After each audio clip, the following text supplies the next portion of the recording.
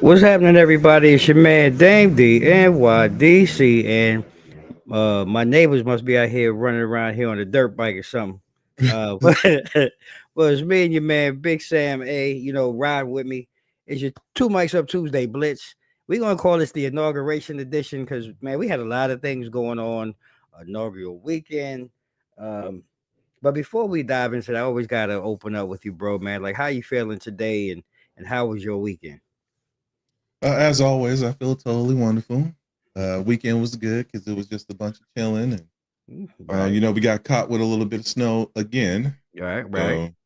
So just hung out, stayed safe, do what I normally do on Saturdays, which is laundry and video games. So Uh, look, look, that sounds like a good weekend right there. Like you said, and considering. football.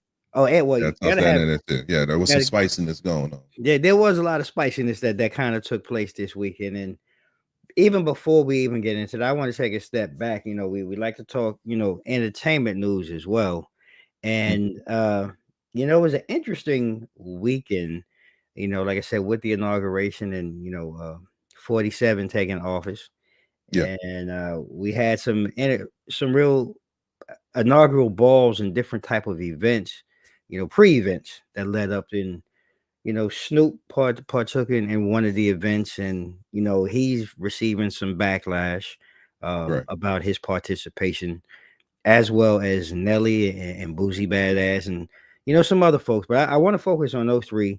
Where Snoop Hmm. at one time, not too long ago, remember had some comments and remarks that I think that's really where he falls into. I think the biggest, I don't call it a trap, but what's going on with the hits that he's been taking recently.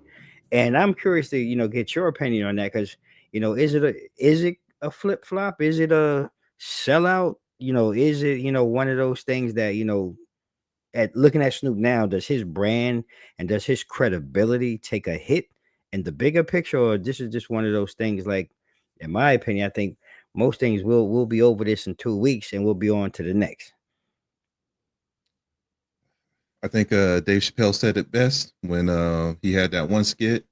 He was like, "We should have never gave y'all Negroes money." Um, Okay, yeah. I kind of feel like this is the domino effect because it was Mm, kind of like quiet and first off, no disrespect to Snoop, right. Nelly, Ross, Boosie, Mm, Soulja Boy. You can put all of them in there. right. However, like you do rewind back to 7 years, and um, you Chrisette Michelle resonates with that Right. because that's where it all stems from and everything. Right. And now you fast forward to now, and um, it's kind of the pot caught on the kettle black, I guess you could say. Yeah. Um, and it is disappointing when you think about it. But as I was telling other people, like he's in a different status now. I mean, Yeah. just think about when he hosted the Olympics. That was like a $500 million Ooh. deal. You know what Ooh. I'm saying? Yeah. Yeah. Right off the cuff, and then later on in the year, he dropped his new album. Mhm. So and it was just a whole momentum shift. So, Right. um, was he chasing the bag? Probably so, but at Hmm. what cost? And then the comments that led to it, saying that 47 is an all right dude and everything. So you just kind of rolling back, Yeah. everything that you said. So will it? I mean, it will die down. You know what I'm saying? Eventually, I think so. Yeah. Um, but I feel like you got to keep that same energy. Hmm. Um, and normally, when it comes to conversations like this, I'd be like, yo, that's like rich people problem. But like Yeah. you sit here and you kind of feed off of those who are less than fortunate, and Yeah. you think that you have somebody in your corner just for them to leave you out high and dry. So Hmm. it is disappointing, when I think about it at least, and I do find it unfortunate. Um, the biggest question now is like, should he be canceled? Mm. The majority of those artists anyway, I really didn't care about, but it's Correct. just a little bit more damning, when you bring up Snoop and what he said before as to compare to now. But like I said, I think it all stems from him having a few more zeros in his account too. So, and that's a very interesting point because I had the conversation with some other people this weekend too, and I always harken back to like even when 47, who was 45 at the time, came in, and Yeah. a lot of conversation about like, people up in uproar about Steve Harvey saying he's going to have a conversation with him and Mm, different things. Now, and the part that you just mentioned to me though, I think is the biggest thing that I don't want to say it's the disconnect, but it's the biggest thing that a lot of us don't understand. Many of us are not in that level of income that right. Snoop is at, or even a Boosie or a Rick Ross or a Nelly or whoever. We may not be in that same area code when it comes to zeros, right? So as a business and a brand, um, at one point are you wrong for wanting to continue to add to your legacy really for your kids and things? Because like you said, Snoop went out here. I mean, this dude went from, gin and juice, the Hmm. movies. Now he's over in Paris, France doing Yep. the Olympics. He's got a show with Martha Stewart. Like, Mm, so is he really wrong for accepting the bag? I don't necessarily correlate the two, but again, though, understanding what Trump is really bringing in, when you even watch the inauguration, just the people that he had around him, and this is the second time. When yep. we went through COVID, he had Walmart and all of these other companies. Now he actually Hmm. had the heads of these companies Yep. in the room. So, you know, s- I'm kind of 50-50. Like, it bothers me only because of, like, what you said, his words. Your Yep. words resonate. So now fast forward 7-8 years later, here you are. And I think I don't think it's gonna hurt his brand, because I don't think you can hurt a brand now where he's at in the stratosphere that's he's at right now. Um, Right. but I think he's looked at a little bit differently. And the Oh same yeah. when it comes to Nelly especially in our community. I don't, and that part though, I don't even know if that's right, but I think you have to question it a little bit, you know. Mm, And if they can give me a clear cut motive, because I watched some of the conversation with Boosie and Nelly kind of throwing out some things. Look, no politician is right. No side is right. And no right. side has been perfectly good, especially to our community. Right. Um, but I think, in my opinion, from what I saw and what I've heard so far from those gentlemen, it just fell a little short. So it's to be seen. But I did want it to kind of open with that, because I mean that was a heck of a start to the weekend. And then when we transition, you know, looking at the inauguration with 47 in office, uh, from your perspective, and I don't mean people of color, I just mean America as a whole. What do you think, or what do you feel? Should we brace for another jolt like we had in the last run, or should we look for and be more optimistic because we've already dealt with this, you know, before, and here it is again? Or should we just, keep our head on a swivel and be like, just try to, deal with it as it comes? That's a tough question to answer. I will go with the latter. Keep your head on the swivel because you Mm, never know. all right. I it was we had a quiet 4 years. Mm-hmm. I think at the beginning there was, of course, the ruckus with Right. January 6th, and you still had like that residual effect, but it kind of like died down and everything. Right. Now, fast forward, you're gonna have people popping their heads out of the sand, Mm-hmm. thinking that we're back in 2017 to 2020, Right. 2021. You know what I'm saying? So I just think, like you said just a minute ago, like we're aware of what those 4 years brought us. Mm-hmm. Um, I don't think it's going to be as extreme, and I need to find some wood to knock on right quick. But at the same time, I feel like we still need to take whatever precautions that we need to. Mm-hmm. Um, and at the end of the day, like it's not just the presidency that we got to look at. You know what I'm saying? We have 2 years to make change. Yeah. Let's not wait till 4 years to sit here. And if things ain't going right now, we're trying to get on the straight and narrow. And I think that's what a lot of voters sit here and forget. You Mm. know what I'm saying? Look at who you have in office wherever you're at, Right. and if they're not moving at the pace that you want to, or making that necessary change that needs to happen, you know what I'm saying, then you need Yeah. to go out and vote. And that's what it all boils down to, is us voting.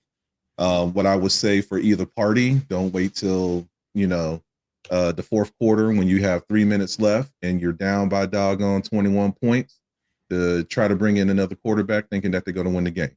You know what I'm Yes. saying? It needs to be you need that pace and you need that buffer, you know, to work up to that win. And I think that that's one of the things that prevented, you know, change from happening. You Yeah. know, um, because when the election or when the nomination happened, that should have happened, you know, back in 2023, not 2024. So, you know, it was a residual line, you know, and I don't think that there was enough buy-in right there. You can't have that much buy-in within 90 days. Yeah. And it showed at the It polls showed. and everything. It did. So, It did. you know, people just decided to go back to reliable. Yeah. And, you know, here we are now. So just like I said, if you're looking to make change, you got 2 years from now to make change. Don't wait till 4 years, you know, because who knows where we're going to be at, you know, 3 years from now. So, exactly. you know what I'm saying? You need to go ahead and start doing your research and everything in time now. So when it does come time for elections, whether it's the House, Senate, your mayor, your governor, or whatever the case may be, that's when those changes can start happening. I agree. I think that's very well said. Don't sit and wait. What's up, Ed? What's going on? Thank you for joining us. And for the few How of you doing, others, man? for the few of you others in the background, I see you. You know, so feel free to go ahead and drop a comment. Let us know where you're from, or just say hello. But you bring up a very good point, Sam. Like, you know, don't wait. You know, because like you said, you do have another in the next 2 years. You do have an opportunity to make change if things are not happening the way that you want, or like you said, the people really in your respective neighborhoods and your counties and states are not making measures that are moving the needle for you and what you're looking for, then go out and vote. I think you know, I don't even say I want to. I think I don't want to be reflective. Like I just would hate for us as a country to be reflective on, you know, for those who didn't vote, like, dang man, why I didn't vote. I think right now, if I have to be honest, whatever the outcome is, this is what we chose as, and I have to make it a collective. This is what our country chose. So whatever we have to deal with, just be ready for it. But I'm going to go back to my original statement. Keep your head on a swivel. Just try to be mindful of the things that's going on around you, because you can't control the people that are around you and some of the things they're going to do, and make the best educated and the best moves that make the most sense for you and your family. And I think you know we'll get through or whatever is coming, because he didn't waste any time getting into office. Executive orders, I swear, I felt like I read like 200 over the weekend, but exactly. you know, it's a whole new move, a whole new world. So, you know, enjoy. And that's how we opened up our inauguration edition. Wanted to give you a little politics, but now we got to get into, you know, the meat and potatoes of what we like to do around these parts. You know, we're going to talk a little college football playoffs, the championships last night. Want to shout out 94 Media House for being, you know, our advertising partner and bringing this segment to you all tonight. So last week, Sam, before we even really got into this, we kind of broke down the game from what I recall, you know, both our perspectives. And I think the one thing that resonated, I remember saying something about, you know, just on paper, you know, the two sides of this look totally imbalanced. There was no balance there. And I was afraid, and I think we both agreed, we were afraid that this game could be a runaway, you know, and the game started out hella fire. Like Notre Dame came out punching, kicking, fighting, scratching. And I think that drive and just watching that drive, because I had mentioned last week, I felt that he would have to have a not a suit an incredible Hulk type game for Notre Dame to be able to win. And that first drive, he looked like he was blown. Like when they showed him on the bench, I was like, boy, they hit him blew his wad already. So it could be a long night. We see what the outcome was, but from your perspective, did it kind of play out the way that you saw as well, or you know, were there peaks and valleys or things that maybe you take away that say, you know what, the game was better than, because I don't really think the game was close. It wasn't as close as the score said, but exactly. Were there gems or highlights that you say, okay, you know what, Notre Dame has something to really be in the mix, moving forward with Marcus Freeman and the work he's doing there? I mean, yeah. I mean, just as long as Notre Dame will always be in the conversation. And I think I brought it up earlier within the year, just because they're independent when they roll around. So they can sit here, they can fit their schedule, they can cater their schedule however they deem fit. Right. However, with that being said, like, you don't have these true perennial tests, unless you get, like, I can't even say USC right now, but that's what they used to have back in the day. They would play USC or, maybe like a Penn State, they'll sprinkle a Big Ten college in there within their schedule and everything too. But everything else just seems like, so as far as the playoffs, I think that they would sit here and always make the playoffs, like, without a doubt. This might be as close to the sun that they get, I want to say. I think that outcome will always be the same. Ohio State just proved who they are as far as like the Big Ten and everything. And don't get me wrong, I think Coach Freeman has like an excellent program right there. And I think that that's what's going to keep them within the fight. But when you look across the rest of, the college spectrum, I think that, them coming up short, I think that's going to be the case because everyone else is going to rebuild. It's going to be crazy to see because you have a lot of teams that's going to be losing a lot of seniors. Right. For the 25-26 season. Right. So, like, and that includes Notre Dame too. Everybody's going to be on this rebuilding. We keep on bringing up the NIL and transfers and everything and how that's going to pan out. Right. This could be one of those times that, as far as a recruiting perspective, and you look at the resume that Notre Dame has, developed over the season, it could sway in their favor to have, certain players want to transfer or commit to the program. Yeah. But just because of how the Big Ten and the SEC, like, just their conferences alone hold so much weight in what they bring for a recruiting or a draft perspective, like, they're always going to be in contention. So all your tier talent is going to be swinging towards those schools and everything. So, and I agree with you. I was about to bring it up. You said it. Like, I really thought that it was going to be a shootout between both teams. Yeah. But, on the latter side, the coach for Ohio State, he developed a good game plan defensively. Yeah. To shut everything that they were trying. That first half, he just shut it down after that. He was like, all right, this is enough. Yep. So I think everything that happened in, for the second half in the third quarter, and then you saw the stats too, like it outweighed. It wasn't even close. Just the ground and the air game and just the dominance of the game. And like I said, the score wasn't really indicative of the actual gameplay. And like I said, like we talked about, and that was just my fear. I just did not see enough talent, if you will. Great House, made a couple of great plays. He looked like he's a great, up and coming talent, for Notre Dame. But like Riley was, for all season watching him after that, after the loss to NIU early in the year, they stormed back with 13 or whatever wins in a row. They kept control of the ball, but Riley was really the difference maker with his scrambling ability to break outside the pocket. But like you said, Ohio State they clamped that down and kept everything in front of him. And like I said, when I just saw the look on his face that first quarter after that first drive, I mean, he was sucking up all the wind in the Mercedes-Benz dome, and I was like, oh, he's not going to be able to carry this some team. oxygen. I mean, he had a flat tire. I mean, he was out there. I mean, the whole 9 yards. Check engine light came on, had the hazards on and everything. He just pressed that button right quick. Yeah, and I'm just like, I said, this is not going to turn out well if it's the first drive. You ate it, and that's where really the only, in my opinion, that only chance they really had was to have consistent drives like that in each quarter where you're driving 7, 8, 9 minutes. But you got to score touchdowns against Ohio State. It's gonna be a thing where you kick a field goal after those drives.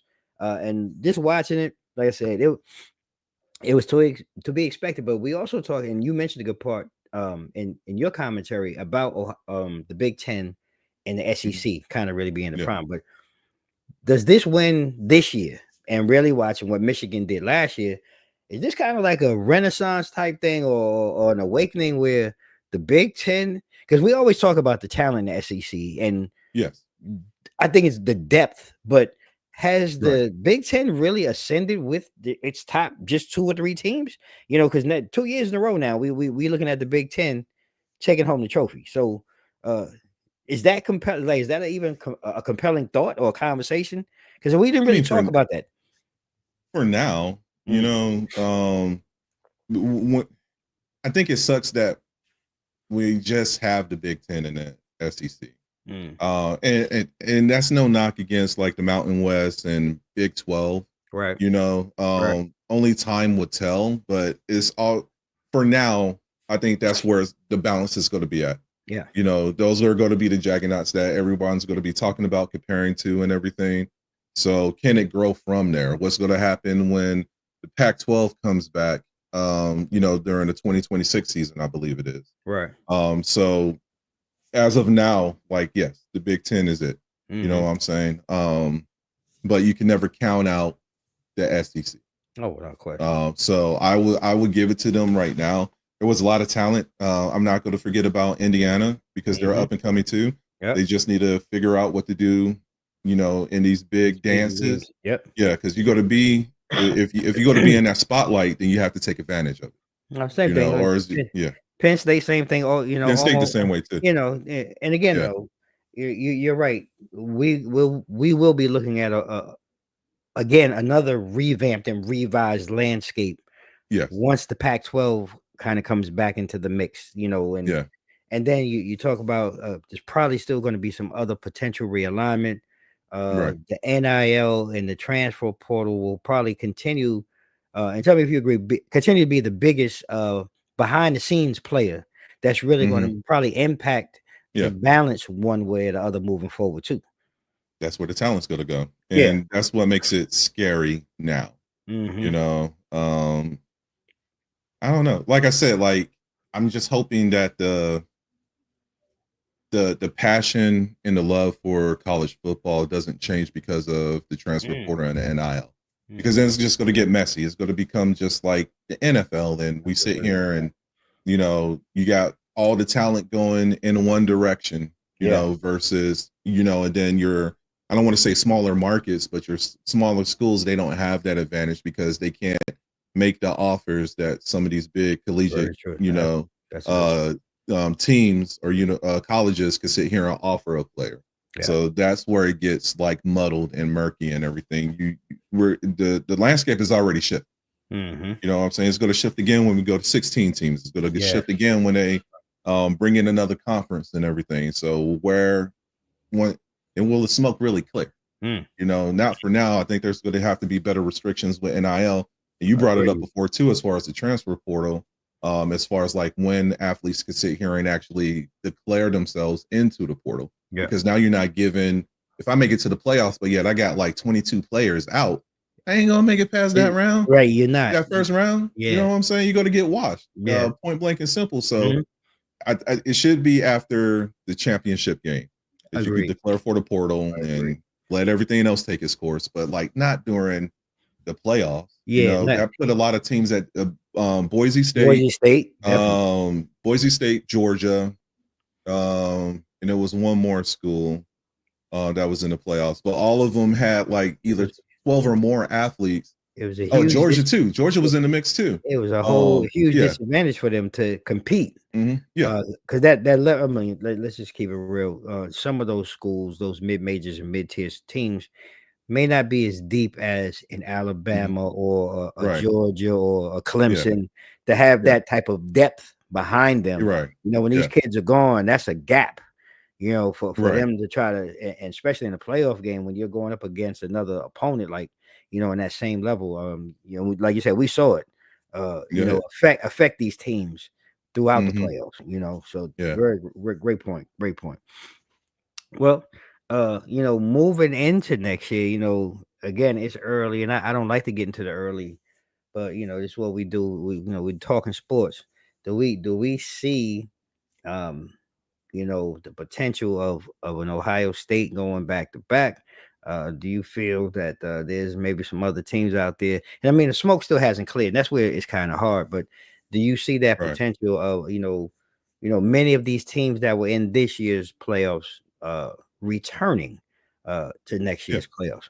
Yeah. Oh yeah, absolutely. I think the deck is going to be shuffled a little bit Mm-hmm. as far as the rankings, but Right. like I think all of them have the same potential to be back. I do think that there is the possibility of adding more Big 12 schools in. Uh, and that gets kind of questionable too, because there's a lot of coaching positions that's up for Okay. grabs, and you might have certain coaches, Colorado, that might Right. be leaving That might for be other right. pastures. Right. Yeah, Right. Yeah. It could be changing and how's that going to impact? You know what I'm everything else. saying? Moving forward, Yeah. like Colorado has the potential to clean house in the Big 12, but if Coach Prime leaves, then that's going to devalue the market. You know Yeah. what I'm saying? Like Yeah. Yeah. automatically, Yeah. and True. that's something to consider. So, will we have like TCU come back in? How is Baylor going to Mm, bounce back? You know what I'm saying? right. Or even I want to say Kansas too, because they had a pretty decent season. They did. Kansas and Kansas State had a pretty Yep. decent season. They So did. are these teams going to sit here and, come up and Yeah. build up from that? So, yeah, I see Texas. It's the Arch Manning era. Mm-hmm. Bama's always going to be in the mix just because they're And Bama. Alabama. Yeah. Same thing with Georgia. Same thing with Clemson. How's Miami's going to sit here and react? You know what Yeah. I'm Is saying? that's it. That's like a Post rebuild. Cam, Post yeah, Cam, post right. Cam War. Yeah, Right, you know right. what I'm saying? Mhm. Georgia Tech was barking. And They're I making mean, we could go noise. on and on. Yeah, Go we on, could go yeah. on and on. Yeah. I think there's going to be a couple of new names, but I think it's still going to stay the same. I Yeah. just wish, my only wish is, like they said, like we need 1 through 12. So however you end your season as far as the rankings Well, you should be should ranked. fit how you placed as far as the Agreed. playoffs. You I know what I'm agree. saying? I don't need Boise State. They were ranked 12th, but yet, or 13th, but yet, they had one of the top 4 seeds. Right. You know what I'm saying? Right. Just because they won their conference. And it's not, Yeah. once again, no knock against the Mountain West, but it's just like, it's the Mountain It's my West. West. You know what I'm saying? It's like, what do we do? You know what I'm saying? Yeah. Like you're right here because by default. You know what I'm saying? Same Yeah. thing with Boise. No, I'm sorry. Yeah, Boise State, Yeah. Arizona State, they were the Big 12. Right. So, but it's just like, okay, Yeah. like just 1 through 12, the top And 4 that's it for seeds. seeds. Yeah. That's it. Yeah, they're the I ones who agree. get to buy, and then everybody else just ride out. I agree, and I hope we get that. We may not get that immediate fix. We Right. may not get that immediate fix. Excuse me, but I hope was it 2025, 2026 when they Yeah. move to 16 teams. I really Mhm. hope that is really the foundation that they use. Just put them 1 Yeah. through 16, Yep. and let them ball out 1 through 16. We don't. Right now, I could care less because I mean, even with giving Oregon the number 1 overall seed, because they hit. I mean, we see what happened. So even if they were Yeah. the number 1 seed, period, I Yeah. just feel better knowing the number 1 seed lost. We're Yep. not giving them an advantage because they won their conference and this conference was skewed Mhm. to be better than this conference. I don't care about all that, man. 1 through Yeah. 16, and let's go ahead and have a college football party. But I Mhm. will before we transition to the NFL, I do want to say though I was pleasantly happy with the outcome. I think Oh, it yeah. gave us Yeah. a better. It wasn't the regular Alabama LSU Yeah. type. Yeah. I think this was better for football moving forward, college football. It shows you that no one was safe. You know what Exactly. I'm saying? Even with your top 4 teams, Right. no one was safe. And like I think like the heart of the teams, I feel like the teams that should have been there were there. I know that there's a lot of speculation. Bama Mhm. was crying, Miami was fighting for a Right. spot. The coach from Clemson was crying, saying that there were certain teams from the SEC that shouldn't have even been in. Right. But like it fitted, if that makes sense. It just Mhm. gelled. You know what I'm saying? Of Yeah. course, there were the games that we said, hey, like it's gonna be a wash. You can look at them, but there was other games that like it was a real fight, and like I enjoyed that. It made it made the playoffs like for college like really good. So It did. I do It really did. appreciate that. Yeah, I'm in total agreement.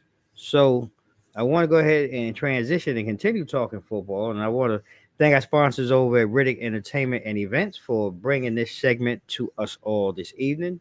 We're gonna talk a little NFL playoffs, and we had some hella games, man, this weekend. Oh yeah, I mean, a couple that and we'll get to that was just like, huh, what, like, oh damn, like that.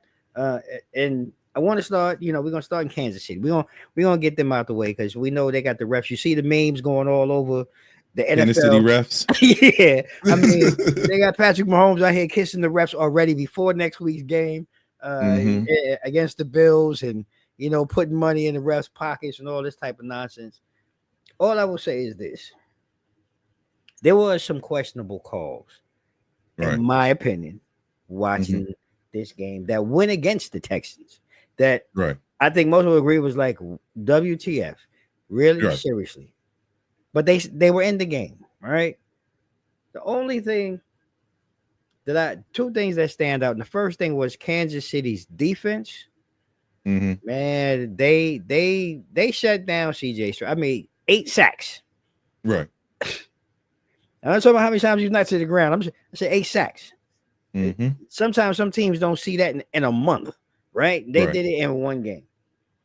And look, Travis Kelsey, and this is where I think we're starting to get to a point, and we talked about it early in the season and our conversations. He may not be that one guy, the number one. Right. But we've seen for 2 years in a row now, when the playoffs come around, he's that number one guy. Yeah, Right. 8 receptions, I believe it was, or 7 receptions, 117 yards, Yep. and a touchdown. Like you can't deny partially what they're still bringing. And the only difference for me this week was Houston's defense Right. didn't have the same energy and mustard that it had the week before. So Yep. at Kansas City, I had to get to what I said. A couple of those flags that were very questionable, but they move on to the next round to face the Bills and Casey next week. And I want to give you a minute. Like, what was your talk, your take on watching the Texans and the Chiefs this past weekend? I mean, you brought it up. My biggest takeaway was just penalties. I Mm, mean, Kansas City was like 4 for 29. Um, um, doggone Texans were 8 for 82. mm-hmm. And then those penalties that came into play made you like, you know, like, eh. But then on Right. top of that, you think about what CJ Stroud had to work with too. He really just had Mixons and Nico Collins. Yeah. Yeah. He really didn't he lost I forgot his name, but he lost one of his receivers like 3 weeks ago for the remainder of the season. Yeah. So they And lost then Tank Dell. yeah, and Yeah. then there was another one that was out. So basically he was really running that offense with a skeleton crew. So there For was the only most part. so much that could be done on the offensive side. I mean, he still out threw, Patrick Mahomes. I think he had 274 yards Mm-hmm. Mm-hmm. within the game too. So he did what he could with what he had. They just couldn't capitalize, on those key possessions. I think especially in the fourth quarter. Yeah. I think they had a drive and it ended up being like a 4 and out or something like that. They could have just get it together. But then on top of that, it goes back to what you were saying as far as on the defensive scheme that Kansas City was running. Like they were relentless. They were hounding CJ Stroud. And maybe that was to his part too. He was holding on to the ball too long, but he Yeah. really didn't have anybody to throw to because everybody was covered up.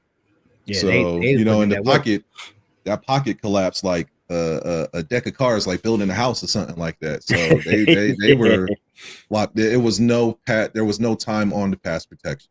Mm-hmm. So that didn't work in CJ Stroud's favor either. So Nah. I mean, here we go again. AFC Championship. Yeah. Chiefs Yeah. are in there. They punched their ticket. Like I said, it was Yeah. questionable, but Hmm. they here. And as we continue, through the NFL weekend that we just had, we're gonna go ahead and jump into the Rams and the Eagles. And I think this was a gritty game. Like when I It really, was. it really was gritty, right? And Yeah. I, and tell me if I'm wrong, and tell me if you agree. Saquon Barkley again was really the difference. I mean, the runs Oh for yeah. 78 yards, 62 yards in the snow. that was the difference maker outside of him. I'm going to be honest. Like when I look, so even though Matthew Stafford threw for like 320 or whatever it was, the turnovers, right? And that to me was really the sway because outside of that, the game was gritty and going back and forth. On paper, though, the Rams were like these were the Rams that you and I were talking about before. Like this is not the Rams team that you wanted to see in the play because they were healthy again. Yep. And that really harked on what you had said, but the turnovers killed them. And from your perspective, like, was there any other details or anything that maybe stood out to you? Nope. Those two costly. Those two. Matt Stafford losing the ball, and then Williams fumbling the ball. Those were two critical turnovers, especially when they were in the red zone. Yeah. That it was just like they had the game. The momentum both times was in the Rams' favor until those turnovers happened. You know what I'm saying? It was just like it just swayed to their advantage. Because really at the end of the day, the only thing that Philly had working for them was, like you said, Saquon. Because Jalen Hurts couldn't really get the passing game started. Nope. You know what I'm saying? Overthrowing the Brown, Swift, doggone Goddard. You know what I'm saying? There was costly throws, and I get it.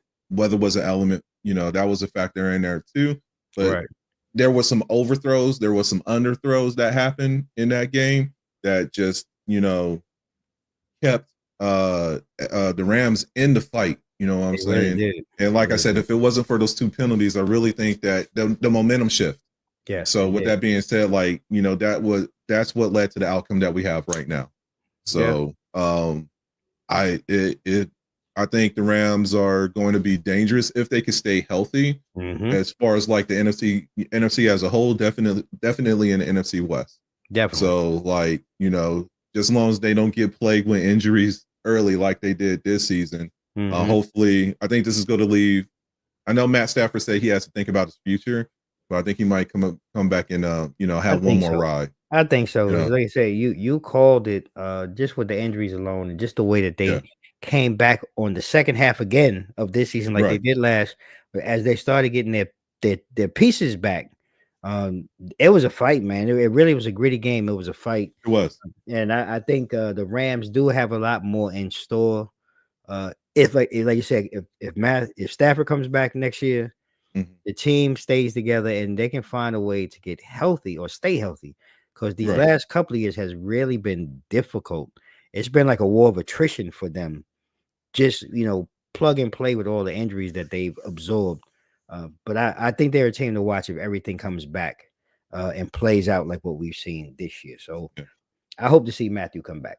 Yeah, so, and I think that's what made the West, the NFC West, so crazy because it was a carousel all season. One minute we were talking about the Niners, and then the Niners got the injury bug. Then Geno Smith and the Seahawks was coming over there, even the Cardinals making noise. And that's what I was about to say. Next thing you know, it's inch eye, private eye. It was between Seattle and Arizona. It became the flavor of the month. But then they start decreasing, and out of the blue, it was like, where in the hell did the Rams come from? So, you know, I really think that when you look at it, they're probably in the best position. Yeah. Because you got to think about San Fran. They're going to be hit with that cap since they done made Mr. Purdy, like, you know, the most expensive quarterback in the world right now. So it's like they're going to have like that talent bug that they really can't bring in or re-sign just due to this big ass contract that they gave one player. So that's going to affect them for a minute. Yeah, it's going to be interesting, man. But I look forward to it. The NFC West should be fun next year. And speaking of divisions, like your division, we're going to transition to your division, like, and it turned into a train wreck, bruh. Like, I expected this game to be extremely competitive. I really did. Right. But was this the outcome that you expected to see too, in the manner, in the way? So if you were to roll back footage, I said it was going to be a Bills-Lions Super Bowl. You did. But I did question this game just because the question was whether or not, and we've been talking about injuries this whole time, and as everyone knows, the Lions defense has been riddled with doggone injuries all year, and then they end up getting another one, during the game too. Yep. So honestly, it caught up to him. You have one of the highest QB IQs out there on the field that was just dissecting, and it's like he knew the weaknesses that Detroit had and exploited them. And that's what we said. We said it was going to come down to, out of this game, who made the fewer mistakes. Once again, I think Jaden Daniels didn't have no fumbles, no interceptions, nothing. You know what I'm saying? So and Jared Goff was giving us Sam Darnold vibes, I guess you could say. Look, he turned into a pumpkin. He turned into a pumpkin, man. Like, for real. What is happening right now? 5 pickles? No, 4. No, pickles and a fumble. It was 3 and 2. Three pickles and 2 fumbles. Okay, I thought it was 4 and 2. Yeah, but the package was Either all way it goes. Yeah. Either way it goes. You know what I'm saying? Hey, look, he was throwing in the rush hour traffic. That's how congested these throws and passes were going. I was like, what is he doing right now? And I get it. You get in that panic mode, especially when there's that jump. I mean, second quarter, Washington scored 28 points. Yeah, man. They were kind of on cruise control by that time. By that point, you know what I'm saying? Yeah. So it was, and once again, I think this is one of those I don't know. The Commanders giving me that vibe right now. And I'm always nervous about that 6th or 7th seed. Yeah. There's always a 6th or 7th seed that you look at it and you're they're going to be trouble. Yeah. And the Commanders is it. They are it. Yeah. This isn't the Commanders of old. And that's crazy to say. Man. You know what I'm saying? This is a dangerous team. And I really feel the Eagles don't have any margin for error, and it's going to be how much they're going to have to find a balance between the pass and the run. So they can't sit here and dog out Saquon. And even in the Rams game that the Eagles just played, their defense is still questionable. I know everyone was sitting here ranting and raving about how they're this top-notch top, number one defense out there, but they got exploited. Yeah, they got straight exploited. So this is round 3. So let's see how this is going to go, or between those two teams. So I wasn't shocked, I wasn't surprised with the outcome of this game. I was more or less it's just those injuries just caught up to Detroit. So look, I will say I wasn't again surprised that the Commanders won. I was a little more shocked in the manner of how they won, and in the sense of I'm looking at a rookie, and again, he has the acumen, he has all of the tangibles, and all of the things that you look in a quarterback, to be able to lead a team. But just in the height of moments, a lot of times you watch people's trajectories throughout their careers. Jordan had to go through the Pistons and everything for the Bulls to get to where they were. All of these great athletes and all these great teams, usually there's a trajectory. So watching him, again, not saying he's not gifted and talented. I just was shocked in the way that he came out with the calm, he came out with the composure, they came out with a script. And really, once they jumped on Detroit, like you said, because they're already defensively deficient, to put that much pressure on, Goff and their offense, it put them in pass downs pretty much the whole game. And you saw, the young kid, Saren Sill, who played for Michigan last year, he got the 2 interceptions and just the pressure. And like I said, can't dismiss Jaden. Just under 300 yards. I think he had 299 yards passing. Another 50 on the ground. It was a whole team effort. Like you said, moving forward with Philly, this is round 3. Jalen Hurts has to figure out a way to get the ball out of his hands. He's got to get A.J. Brown, Devonta Smith. He's got to get Goddard involved because, like you said, you've seen each other now. You know what the blueprint is. And I agree with you. We trying to get to the championship. You can't dog out Saquon. You gotta really spread it around and keep Washington on their toes. Mhm. I think, it has to be a flip script where make Washington have to try to keep up with you. Right. Because to me, again, not taking nothing from Jade, not saying he can't do it, but I want to see the rookie in a tight situation, in game time decisions. I think that gives Philly the best opportunity. But I think that's going to be, look, the championship game, conference games, and both are going to be hellified games. Right. But I think this one, I'm just more interested because it is Jaden Daniels. It is the Commodores. I mean, damn, I keep saying the Commanders. And I'm just excited to see how that transfolds next week. Right. And speaking of next week, the Bills and the Ravens. Mhm. Man, phew. I'm gonna let you open up because I mean this game was very simple to me, and what the cause and effect was, but yet Right. Baltimore still had a chance to win at the end, Right. right? So I'm going to let you open with this one. Give me and give us, your insights and your thoughts on what transpired, with that game. I don't know if I could say that much about this game because it literally could have went any way. Mm-hmm. The biggest issue was the 2 fumbles, you know Bing, what I'm saying? And there bing. was a pickle, Yep. you know what I'm saying? So those were really the determining factor. Factors. Yep. And like the Ravens literally, they shut Buffalo out third quarter. Sure So did. like they were still in the fight like the whole game. It Mm-hmm. was just that other field goal that doggone Buffalo had that kind of like sealed the game. But that was 4 solid quarters of like 2 gladiators like battling it out.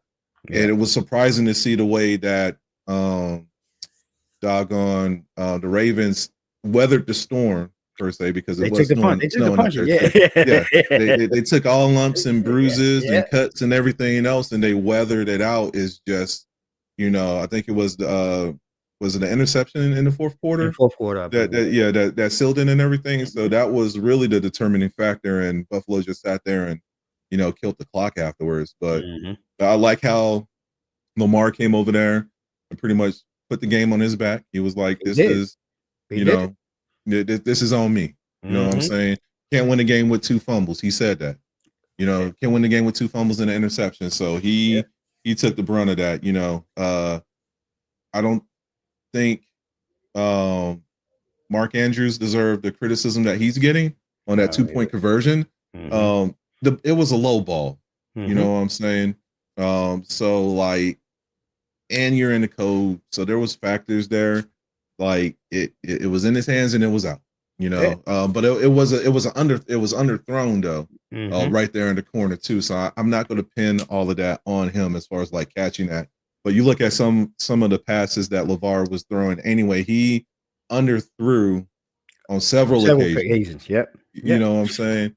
So it wasn't that one play for them to possibly go into overtime wasn't a factor. I think it Mhm. was the underthrown passes that happened, the way the defense came over there, and like, yeah, I'll give all credit to doggone Derrick Henry for rushing over 100 yards, but that defense pretty much kept him Yeah. at bay. You know Yeah. what I'm saying? Like Like, it was the third quarter. I mean, the third yeah, quarter is really when they, in my opinion, that's when Baltimore kind of got it in their head because I know some of the people I was with watching like, why aren't they running the ball? Like they weren't right. They as shut it down. dedicated. Right, right. They Yeah. wasn't as dedicated to the run until the third Hmm. quarter.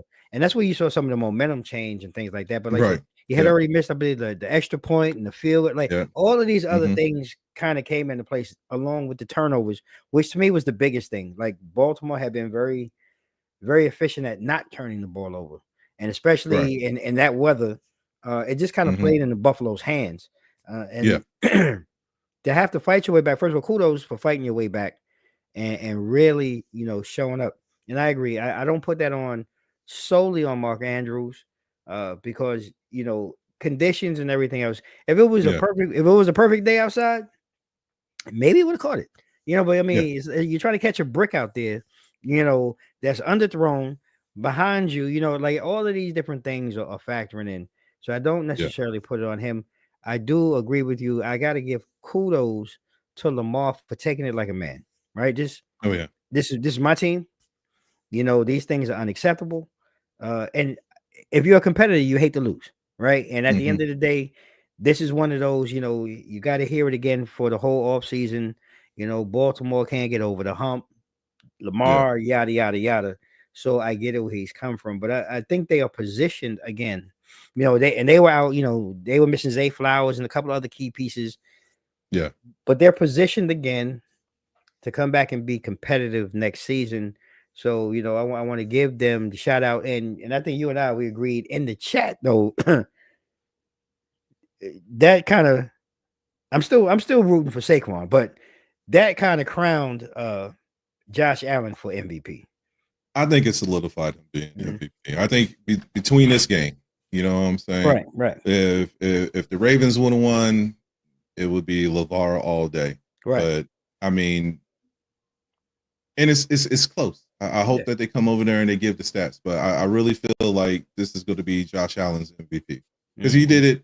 And I mean, they're both parallel. They do it in the air and they do it on the On the ground ground. too. Yeah. You know what I'm saying? And that's what separates them, from the rest of the quarterbacks. And and there's still some up and coming quarterbacks too, as far as that hybrid type feel. And that's kind of the new wave that you're dealing with right now in the NFL. Right. It's more prevalent now than what it was before. Before, that's for sure. Beforehand it was like stay in the pocket. Yeah. Now staying in the pocket, you might be done for the rest Right. of the season. So That's a no-no. you need to make sure that you have that awareness. So, and I'm surprised to see other quarterbacks.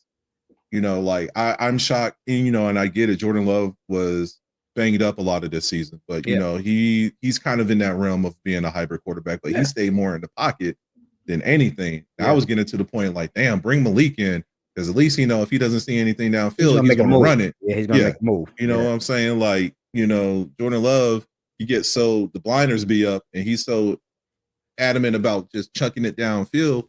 And that's like I said before, it led to so many injuries, not just for himself, but Team, yeah. for his receiving core Christian too. Like Watson and all those guys, you're jeopardizing them at this point now too. So he's gonna have to get his IQ up for this upcoming season. But like I said, like kudos to Josh, kudos to LeVar. That's like right. those are they're them dudes. But I really think that this is Josh Allen's MVP year. As much as I hate to agree, I'm going to agree. I'm still putting my vote for Saquon in the hat. But it's going to be interesting to see who walks away with the MVP this year. I mean, we had Right. some great guys to talk about as the year went on. But we're going to now move into the brief look at the conference championships next week as we have the Chiefs and the Bills, and just brief synopsis. What do you see outside of the refs? Outside of the refs in this game, who do you see coming out victorious and going to the Super Bowl next week with the Bills and the Chiefs? I mean, I still see the Bills winning. The Bills already beat them this season too. I think they beat them in Arrowhead, if I remember correctly. So I really feel like it's going to be more of a repeat of that game. Just because of the defense that the Bills have, and not only that, Josh Allen is doing more with less because I think that he still has like two receivers that are out. Amari Cooper really didn't get cooking in the game, so hopefully he'll wake up and participate per se. And they're working in that element, so they already know what it is to be in the code. I mean, they're up in Buffalo. Right. So I don't think that that's really going to be a factor. So I think that this is the season that doggone. I think this is the season that Buffalo gets over that hump. So I'm knocking on wood right there. We'll see what happens, but that's what I'm going for. As much as I would like to say yes, I just have this thing about tradition and the NFL, 3-peats, 4-peats, dynasties, because they don't happen often. And I just feel that the script was written a long time ago. I really do. Now I'm like just watching the season and watching the Chiefs and everything that goes on. I just really feel that it's really designed. Devo, what's happening, brother? Appreciate you, man. Thanks for joining us this evening. I just really feel that it's going to be difficult for anything, unless the Bills just come out and just straight punch him in the mouth. Do a commander's move, right? And Right. really remove the referees from the game. Don't give the referees an opportunity to Mhm. throw some of these weird flags that they be out here throwing out. You know. Right. But I just in my gut it just tells me it's Kansas City going to win this. I think this is going to be if Kansas City's defense shows up like Mhm. they did last week. And again, CJ Stroud is not Josh Daniels. But if they can go ahead and contain him to where he's not breaking pocket, he's not getting any deep shots. They're stopping the running game with Cooker's cooking. He's a monster in the backfield as well. Yeah. I think this is a field goal type game. And right Okay. now, my gut just tells me Kansas City at home. And it was written a long time ago. They're going to win this one by a field goal. One of those 2017, 1916 type, slobber knocker, defensive type games. It was written in season 1. It really was. We Really already was. got season 3 lined up. It really was. I mean, I get it, and I would hate for that to happen. I know. I have that there. I know. I have I'm it there, but I'm being optimistic. We've had our moments of optimism, throughout the season, and then next thing you know, it's like voila. You thought I was Sam Darnold of the Vikings, but here it is. I'm still legit. I'm still legit, right? That's why I put it on. I said I was thinking about him today. He said Sam Darnold. I still bleed green and white. I know that it's there, but like I don't know. Like, I feel different about the Bills this year than any year. Right. So I just want them to continue with the momentum. And it was close for them being like that 1-2 combo anyway. Yeah. Kansas City's been lucky this year. I think that's my biggest issue with their record, period. And even going into the playoffs, they've just been lucky. Yep. So I just want that luck to like run out. Like it's expired. Like it's getting dried and old. Like I see the narrative and it's making me sick. So we'll see next Sunday, and we will discuss this next Tuesday, ladies and gentlemen. So I'm looking forward to that part. So let's swing over to the NFC. Just taking a quick look. NFC East battle. The NFC East is back to being the NFC Beast. We got 2 teams from our division in the conference finals. And your take, because I again, this is another round 3. We've seen it. We've seen each other dance before. What do you see, the final outcome in this one between these 2? Honestly, I'm torn. Like I said, it just depends on it depends on 2 factors. Is AJ Brown going to finally get in the game? Mm-hmm. Is Jalen Hurts going to be able to throw him the ball or throw the ball more effectively to get his receivers, active and get that momentum? Or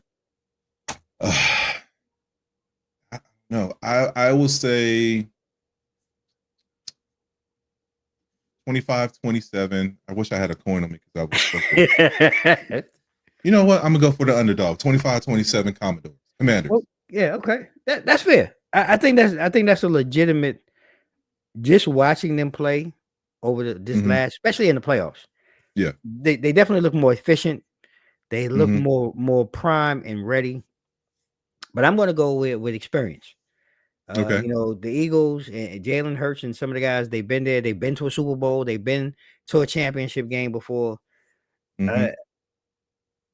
Somehow, some way, there's going to be a Jalen Hurts sighting in this game. Right. Beyond just the tush push. Yeah, right. In a play action. Yeah, I have a feeling. I'm putting it out there. There's going to be a Jalen Hurts sighting. Deep ball, something he's going to show. He's going to have impact in the game. It's not going to be all on Saquon. We're going to see a Jalen Hurts sighting. And for me, I'm torn like you too, but I just feel the experience. And I'm going to give a very tight one. A 23-20 type NFC throwback type game in the conference championship. And I'm going to take the Eagles. I'm going to take the Eagles in this one. I'm not confident, y'all. I'm going to be honest. I'm not totally confident, but I'm going to take the Eagles in this one. And we're going to get the Eagles and the Chiefs in the Super Bowl 59, February 9th, 2025. That's what I'm going with. I, Okay.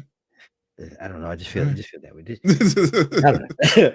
But we're gonna transition, ladies and gentlemen. We're gonna go ahead and jump in to our next segment. We're gonna talk a little NBA basketball, and we're kind of it kind of blew my mind when I was sitting down looking at it. We're almost at the halfway point in the Yep. NBA. You know, the All-Star game will be coming up soon, and I figured let's just talk. Let's just glisten and gloss over.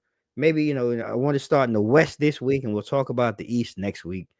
Okay. Just some of the what do you see as maybe like I kind of broke it down similar to like who are your clear cut favorites, Mm-hmm. who maybe tier 2 or tier 3 type teams, and teams that I call OTB or out the box. They already been kicked to the curb, and they not really involved in what's happening this season.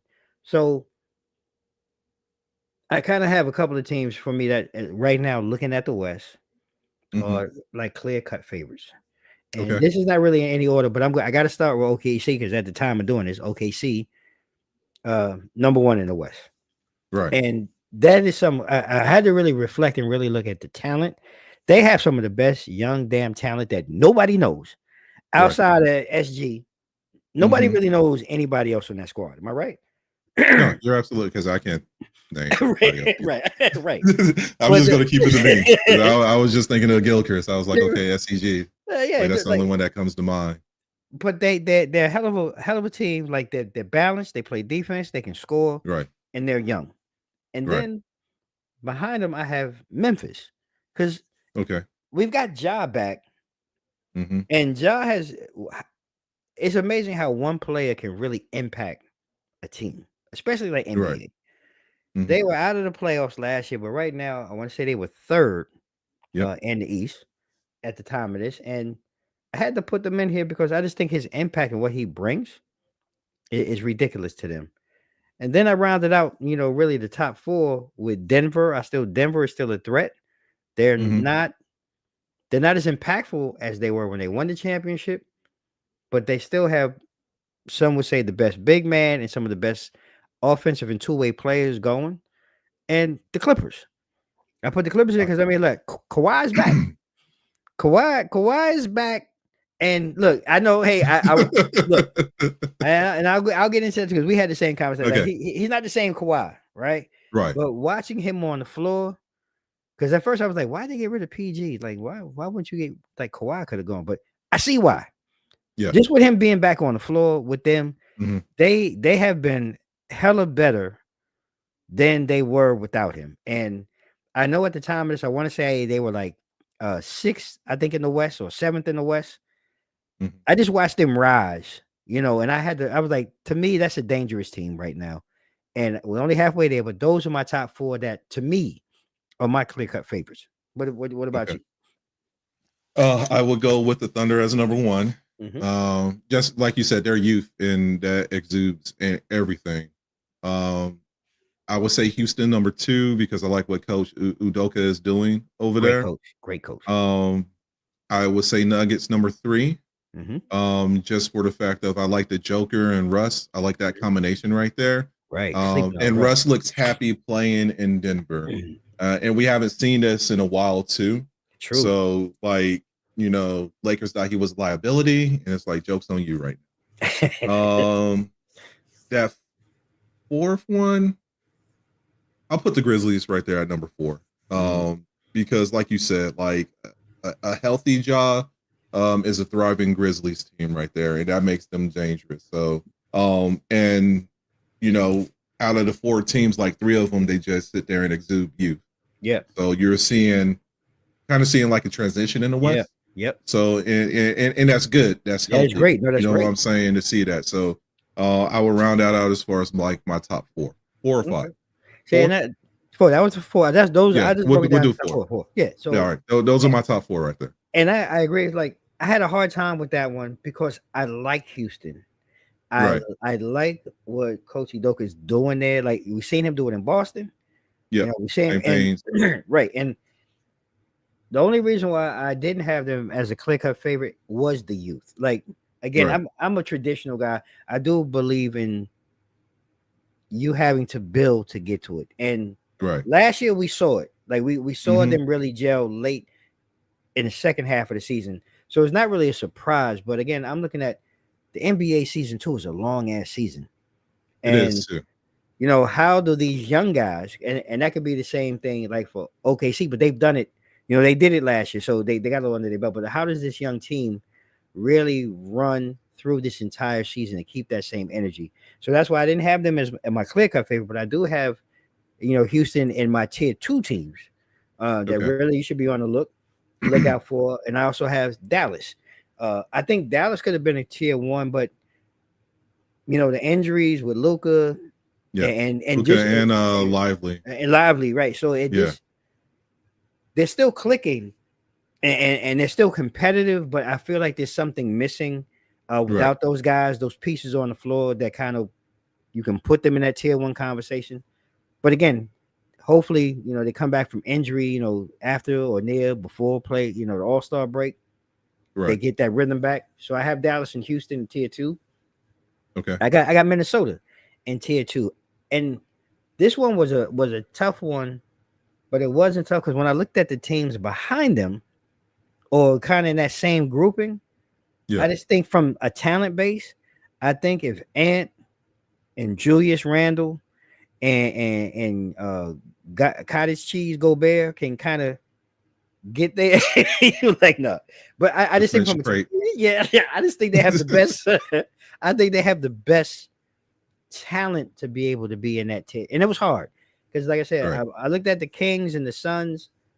Like the Suns probably have the most talent on paper, but that is so discombobulated and broken. Yeah, it's not. It's It not illustrated out on the court right now. Right. So those were the things that really kind of pushed Minnesota into that tier 2, along with the Lakers. Quiet as it's kept. We talked about them, at the beginning of the season and last week. They have something, but whatever they have is kind of funky right now. Like it doesn't mesh, it doesn't gel. And I'm just fearful that as the season goes on with age and time, the Lakers could fall back into that tier 3 where they're in that 9, 10, 11 type, but right now I want to say at the time of this, when I was looking at it, I want to say they were like the 7th or 8th seed in the West. 6th right now. Oh, they're 6th right now. Okay. So but again, that could fluctuate as we know with the NBA. Right. So you and what do you with your tier 2? I would say the Clippers, the Mavs, the Timberwolves. That would be my second tier. Lakers are smoke and mirrors, bro. So like, they're going to be. If we're doing, not today. We're doing 3 tiers. We're doing 3 tiers, and then like the bottom barrel. Yeah. All right. Okay, I can work with that. But I would give it to them. Like you said, you brought up a good point about the Mavs. Like the Mavs are just on life support right now, trying to sit here and stay in the conversation until Luka and Lively could get healthy. Yeah. At this point, I feel like they might as well just wait till after All-Star break. And just put it on the hands of Kyrie, Clay, Gafford. Just put it on that core right there. Let them make do. Don't fall below doggone 8th seed. Because I don't even want them falling below. Yeah, because I don't want them in that play-in. They're currently right now in the play-in conversation. Right. And they need to move their way out of that. So they need to bump themselves up to a 6th seed at a minimum. And I think that'll be help with the Lakers that, get us to that. Yeah. Just because of smoke and mirrors. We'll get to that. But the smoke and mirrors. Kings is up and coming. I mean, not Kings. Timberwolves is up and coming. I still feel like it's a mistake. They should have traded doggone Gobert instead of Cat. Okay. You know what I'm saying? But that's neither here or there now. They get rid of they still got Julius Randle and Stojakovic. Yeah, they got Ant-Man and they got the other boys. The Ivanovic. I can't remember. Yeah. He has one of those long confusing names. Yeah. But like they're still going to be in that conversation too. And like I think the Clippers are just okay. I just want to see how long this ride with Kawhi is going to last. That's going to be the key until he gets to the point that I'm hurt and yeah, I don't want to play anymore, and that's just it. And if that's going to be like that downfall, that spiral effect right there. and it's So funny those you are mentioned that. I think a lot of us, I don't want to say waited with bated breath when it comes to Kawhi, right, but has it become? I think it's become an expectation now. Like right, and that's sad too. it is. You know what I'm saying? Like that's so unfortunate that we're even bringing that up. But I really feel like it's a matter of time till it's like a knee injury or his shooting thumb ain't working right and take time off. And that sucks that I'm saying that, but like it's become the norm of every season over the past 4 or 5 years with him. So and that's a very bad point. Again, another conversation. I think that diminished because at one point, I know for me, like I had to put him. To me, he was ascending towards like being on that Mount Rushmore of absolutely. But if not Mount Rushmore, he was definitely one of those 7-8 guys that you would ramble off that you had to have him in the conversation. Yep. But with these injuries now, like you said, it seemed like forever, really. But 4 or 5 years where 20 games, 10 games, 30 games, whatever it may be, or no games at all, it's really diminished his limelight, if you will, or his status. Yep. And that's Absolutely. Why I say I agree with you. When I watch them, I do watch them now. Like, okay, when is he going to get hurt next, or what's going to be the next thing? Which is unfortunate. But I do like I said, I've watched more their games now, about 3 or 4 games since he's come back. They look like a total different team with him. But it's to be seen. Like I said, we only not even officially halfway, but we're about halfway through the NBA season. Long season, anything can happen. And as we continue to talk, tier 3, you brought up a team, the Kings. I'm half and half on the Kings. I like them because they're young and they have some talent, but I don't know what they're just dumb. Like just some of the stuff they do, I'm just like what are you doing, man? Like it's almost like Knicks of old. Like you got good pieces, but the pieces don't fit, and then there's the coaching change, and so I don't know what's going on in the water in Sacramento. I hope they get it right, but right now I have them in my tier 3, along with the Suns. I only have 2 teams in my tier 3 in this one because I'm just rounding out the top 10 playoff spots, and I think right now the Suns. We talked about it. There's on paper, these are the baddest dudes. You got the baddest 3 players on the planet on one team. Now, there's no defense being played here. We know that. There's nothing coming off the bench. We know that. But when you look at them, you're like, they shooting everybody out the gym. These 3 guys is putting up 100 by themselves. On any given night. But again, there's a disconnect there in Phoenix, and in my opinion, they're one injury away. And I don't wish it on anybody, but they're one injury away of being down in the OTB or out the box for the season. Right. And I don't know how they get better. I don't know how they make it right. But they need to do something in Phoenix with all that talent that's going out there in the desert. So, but those are my 2 teams that I have in tier 3. All right. My tier 3 will be the Warriors and the Suns. Warriors, I think they're just one piece away from making a run. I know that there's been a lot of talk about who they are thinking about picking up. I think they're trying to go after Gafford and Dallas right now. Yeah. So as you can see, it's a big man, but where is he going to come from? There was talk about AD joining the team, and it was one more big man. I can't think of him right now. They was talking about was it? It wasn't. Was it Golden State talking about Vukovic right here in Washington? Yes. Yeah. Yeah. So those are the big 3 right now that they're looking at. So, and they need a big. They've been playing small ball for like the longest time now. I don't think they had a doggone big man since like JaVale McGee. Right. So, and that's not the last couple of runs. No. Yeah. JaVale McGee. Yeah, JaVale McGee and Book. DeMarcus Cousins. I think those were the last 2 big men that they had. But with that being, like, I would put them over Phoenix because Phoenix, like you said, that's just a ball of confusion right now. Yeah. Bradley Beal is, I don't want to call him a bust, but he's just not fitting in. It's not a fit. It's not a proper fit. And I don't know. For as much as they invested in him to come to Phoenix and try to create this big 3 out there, it's just not working. So, like, are you going to get value back? Because I know that there's trade talks and everything right Yeah. now. But are you going to get any type of value back to bring in somebody to go ahead and get the ball rolling? And that's the, like you said, that's the unfortunate side because there is no defense being played out there in Phoenix. None. So you got to score. And Yeah. like Bradley Beal's productivity ain't where it should be. So like there needs to be some type of shakeup in there. Yeah. Hopefully after the All-Star break, to kind of like bring in like a new pulse, new blood in there too. So. Yeah, I agree. Well, we're gonna close out, the out the box teams with I got the Warriors right now.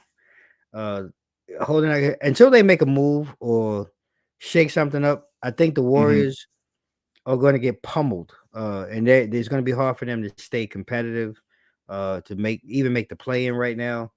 I'm keeping the Spurs right there.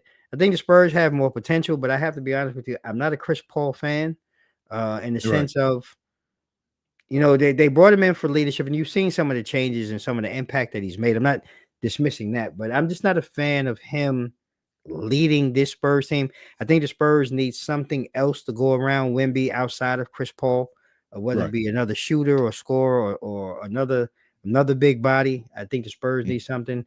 And then we just talking about the Blast, because that's what they are, Blast. The Blazers and the Jazz. These two, there's nothing happening for these two this season. May they all go have fun fishing come the summer, because those two are definitely out of it. But the Warriors and Spurs, they do have potential. But right now, I got them out the box until there's some type of change made to kind of put them in the conversation of making a plan. Okay. I got the Lakers. All right. Smoking mirrors. Waiting on this. Smoking mirrors. Go ahead. All right. And I know there's just going to be some people out there that's going to be like, oh, LeBron's the GOAT. They got 80. But that's it. And like the bad part about it is like they really do need additional pieces there. You know what I'm saying? But it's sad that like your best player is a 40-year-old, 20+ year veteran. Yeah. You know what I'm saying? On that squad. Like there's nothing else. And then what are you going to give up? Because really at the end of the day, the only person that you got to give up is Austin Rivers. Not Austin Rivers. Reeves. Russell Rivers. Yeah, Reeves. Austin Reeves. Yeah. That's really the only person that you have that's like viable to give up. Maybe some draft picks. You know what I'm saying? You got like a player that ain't a player that is a player with Bronny in the mix too. So like he's really just holding up space, which is frustrating. If like I get it, like the nostalgia, like all that's gone. So let's go ahead and like that feel good moment of them walking out on the court together and all that. Like that's over with. That's over with. You know what I'm saying? There's only one reason why you become a Showtime player, right? That's the championships. All right. They've been kind of mute on that lately. So like there's no buy-in with me with the Lakers. Maybe getting a play-in spot. Maybe. Soft maybe. But like I said, and it's always a tale of two halves with the Lakers too. They start the first half of the season rocking and rolling, and you think that they're prominent and they're back, and then it takes like one injury, or now we have this veterans rest that they get, and players rest, and like some of them not even concerned about becoming an all-star. So all of that's gone. Yeah. And it affects the team. So that's the frustrating part with that. Everything else is like I have no buy-in with anyone else on this. I forgot that the Jazz was even in the Western Conference because they haven't made absolutely no noise in like Lord knows when. And then we already know what a cluster doggone New Orleans is right now, with doggone Zion. And you're well and away CJ McCollum and doggone Ingram. Like you're wasting that talent, and they're gonna be like, I'm tired of this and I'm ready to bounce. And I agree with you as far as the Spurs. You need somebody else in there to complement Wemby. Chris Paul is a floor general. I will give him that. Yeah, I agree. You know what I'm saying? But like, is Chris Paul the person that you want to sit here and kind of assist with developing the phenom that's about to be, in the upcoming years? Man. I'm not sold on that decision right there. So, Like they're going to be on the outside looking in. Everyone that you brought up is going to be on the outside looking in. Like I said, I think the Warriors have potential. Yeah, if they make a move. To make a move, but exactly what that move is going to be is the bigger question. Yeah, I couldn't have said it any better, bro. I mean, it's going to be an exciting. Like I said, we're not really officially halfway, but I just thought it was a good time just to kind of let's start the discussion. We're transitioning out of football. Yeah, so it'll be a sad. Yeah, Sundays are coming up. Yeah, man. You know what I'm saying? It's good. So we got to move in. We move into some NBA talk. We'll start adding in some college football talk and some MMA and some other things. So, stay tuned for that. But I want to kick it off. We'll start with the West this week. We'll come back next week. We'll talk a little bit of NBA East basketball. We'll kind of go through the same thing. And, before we close, I just want to thank everybody, for joining us. I see some people in the weeds popping in and out all over the place. Thank you for joining us and participating. If you haven't watched this, I hope you enjoy this on the playback. You can watch it on our YouTube channel, 2 Mics Up. YouTube. Just hit us up. Just type it in. Take you right to it. And before we go, I always got to go ahead and give Sam, some love, some freedom, man. Go ahead and talk, and let everybody know because you can find Sam. His brother's out here doing his thing. He's a chef. Former veteran, giving out love and all that stuff. So I want to give Sam a few moments to go ahead and say a few words before we close out. And it's another great episode. Well, like I always say, stay safe, stay vigilant, and keep your head on the swivel at the end of the day. Like we said earlier. That part right there. Keep your head on the swivel. Just for everyone, be optimistic. Who knows what the upcoming years are going to be? Yeah. But like I said, if you want to make change, you have a couple of times to do it in between. So you could be down, be wallowed, but you're going to have to pick yourself up. To have a cadence. When I was in the Army, that said, don't let the dog tags dangle in the dirt. Pick up those dog tags and tie them to your shirt. So at the end of the day, we have to sit here and just keep on driving on. Man. Couldn't have said it any better. My brother, my partner, appreciate you again for another week. Look forward to having you back in the saddle with us next week and doing it all again. And ladies and gentlemen, I'm your host. I'm Damon Cunningham, host of 2 Mics Up. You can follow 2 Mics Up across all social media, Facebook, IG. I'm probably going to get rid of this LinkedIn thing. I mean, not LinkedIn, X for whatever reason. And on YouTube at 2 Mics Up.